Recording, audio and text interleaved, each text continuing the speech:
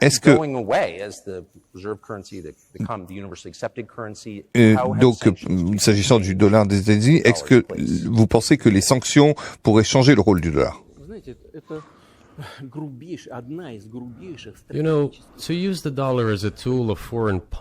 Vous savez, c'est une des erreurs stratégiques les plus graves de la part des dirigeants américains, l'utilisation du dollar en tant qu'instrument de lutte politique internationale. Le dollar, c'est la base de la puissance des États-Unis.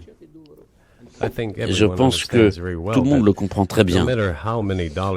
On imprime autant de dollars, ils circulent partout dans le monde.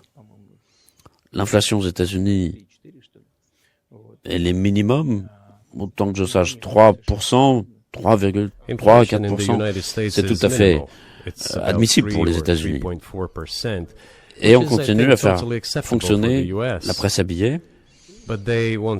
Qu'est-ce que ça signifie? 33 milliers de milliards de dollars. C'est de l'émission. En même temps, c'est l'arme principale de préservation de la domination des États-Unis dans le monde. Et les dirigeants politiques ont décidé d'utiliser le dollar en tant qu'instrument de lutte politique. Ils exercent des frappes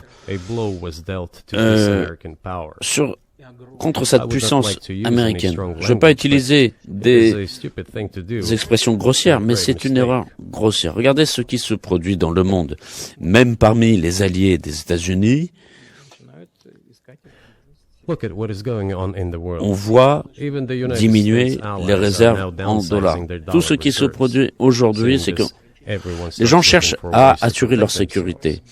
Si dans les relations de certains pays, les États-Unis utilisent des mesures de restriction, des blocages de comptes, des blocages d'avoirs, etc., c'est un signal très fort pour l'ensemble du monde.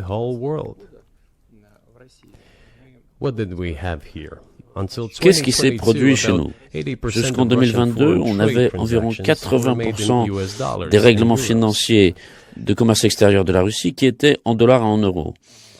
Et le dollar, c'est à peu près 50% de nos règlements avec les pays tiers. Et aujourd'hui, il n'en reste que 13%. On n'a pas interdit l'utilisation du dollar. C'est pas ça qu'on a cherché.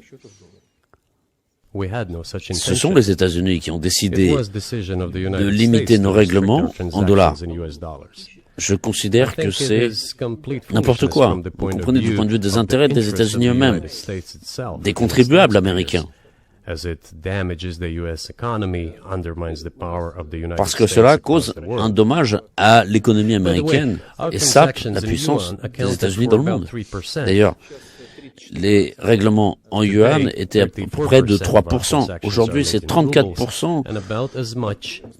Nous réglons autant en roubles, 34% aussi, comme en yuan. Pourquoi les États-Unis ont-ils fait cela? Je pense que c'est de la présomption, simplement. Ils pensaient que tout allait s'effondrer, mais rien ne s'est effondré. De plus, regardez, les autres pays, en particulier les pays producteurs de pétrole, commencent à dire, et font dans les faits aussi, des ventes en yuan. Vous comprenez ce qui se produit ou pas? Est-ce que quelqu'un comprend cela aux États-Unis? Qu'est-ce que vous faites? Vous vous coupez vous-même l'herbe sous le pied. Tous les experts, ils vous diront, s'ils sont un peu de bon sens aux États-Unis, c'est quoi le dollar aux États-Unis? Vous tuez vous-même. Vous vous tuez vous-même. Oui, je pense que c'est une évaluation juste.